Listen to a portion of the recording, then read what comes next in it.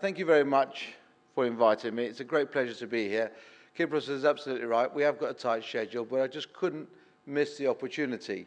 I'm a great believer in small businesses. I'm a great believer in starting a business. I'm a great believer in positiveness, and I'm a great believer in success. All of those things are unfortunate at the moment at loggerheads with what's happening here.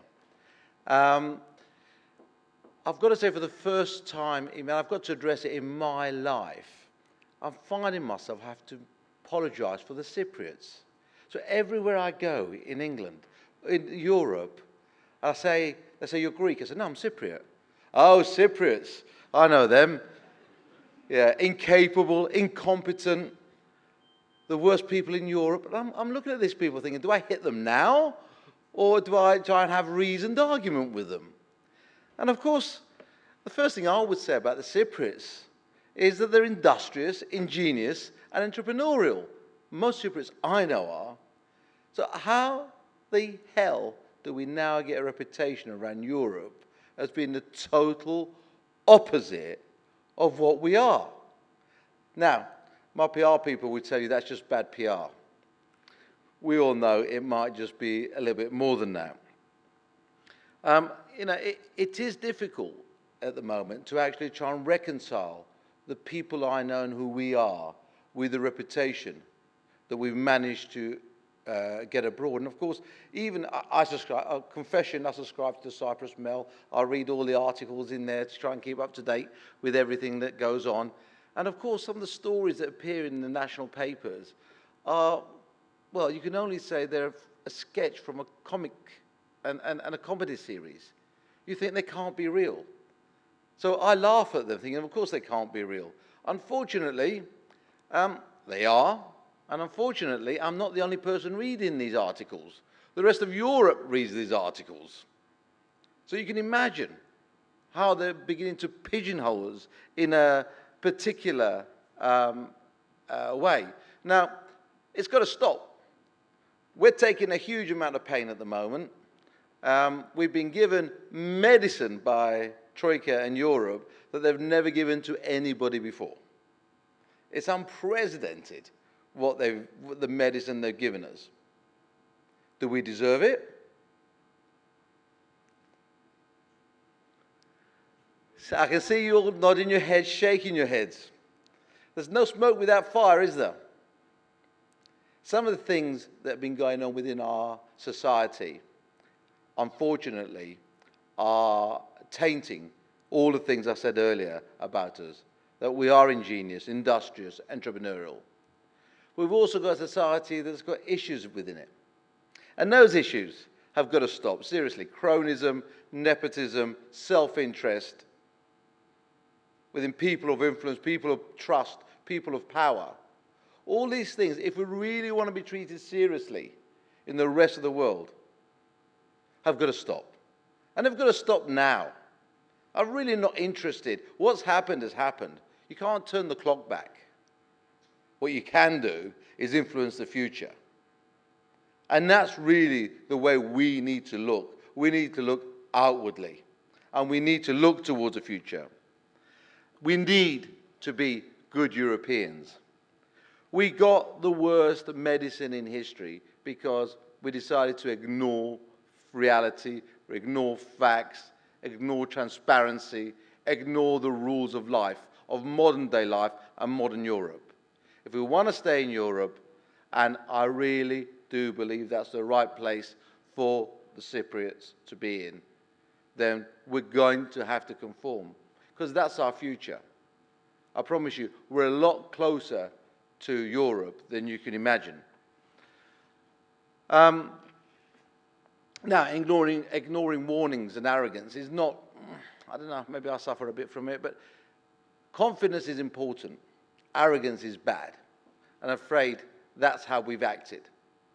I look at some of our national industries. I fly Cyprus Airways regularly. I keep asking myself every time, why? Why do I do it? I have a service business. My whole empire revolves around service. You'd have thought an airline might be similar. It's horrendous. But you know what? I don't blame the people that work there. I don't blame them. Because it all leads from the top. If every time there's a change of government, they stick their cronies in, who haven't got a clue about how to run a bath, never mind an airline, what do you think you're going to get? What's the expectation of the people working on the shop floor, the interfacing with the customer? It'll be the same as the leadership. All this nonsense has to stop. Because if we lose our airline, I think it'll be tragic. It's an identity thing again. But we're in danger. But we are in danger because of the people making the decisions at the top, not because of the unions, not because of the people that are working there at the front desk or the people. It's what's expected of them. So that to me, so as much as I whinge about it, I still use it. And I still support it. And I still support Cyprus. But the fact is, Cyprus has a future. We are, believe it or not, although we're quite Eastern, we are in the heart of Europe. All of you have got this little red passport that says EU. It's brilliant. It's the biggest opportunity we have. You can't forget what's happened. We have to accept what's happened. But we have a future. It's out there.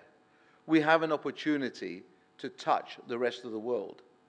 Now, I don't know if any of you are aware, and I'm not that old myself, although Kypros' ex-boss, who, by the way, made me wait a bloody year before allowing him to leave to join me. So that's the longest serving notice any official of the Bank of Cyprus has ever had to carry out. Does anybody know how long the Industrial Revolution took? Over 100 years. That was the change in our civilization. It took 100 years for us to start using machinery to do what we did manually. Well, brace yourself. The rate of change in our world at the moment is equivalent to the Industrial Revolution every 2 years. The way you live your life and the changes that are happening in your life are that drastic. Now that, to me, whilst a little bit frightening, is an opportunity. It means no longer for you youngsters do you have to look out there to do business using the rearview mirror. By rearview mirror, I mean history. History is important. But a lot of the experiences that some of us oldies have got are no longer that relevant. We're worldly wise and we're good counsel, but they're not as relevant as they used to be. So there's great opportunities out there. My biggest concern is it too fast for us to be able to handle? Can we cope with the rate of change that fast? Can humanity deal with it? I think we'll adapt. So there's a wonderful opportunity there. And I support lots and lots of small businesses, lots of which start from their bedroom, operate from their bedroom. I must have over 7 or 8 small businesses I've invested in, not a lot of money, 30, 40, 50, 100,000 pounds, who still operate from the back bedroom, but turn over anything between £750,000 to £1.5, 2 million pounds, making 2, 3, 400,000 pound profit. These are small businesses that started up with low overheads because technology allows us now to do things that we never could do before. We need to look out. Learn from the mistakes of the past. Don't ignore what's happened over the last God knows how many years it's been going on. Learn, but look outwards. The world is becoming a small place. You can now access markets, access information that you could never dream of accessing before from sunny Cyprus. And of course, if it all goes wrong, and we can't get our politicians to be transparent, honest, and look after us, that they're meant to do, you still got that little red passport. You can still go out there and do it. The world is your oyster. Thank you very much.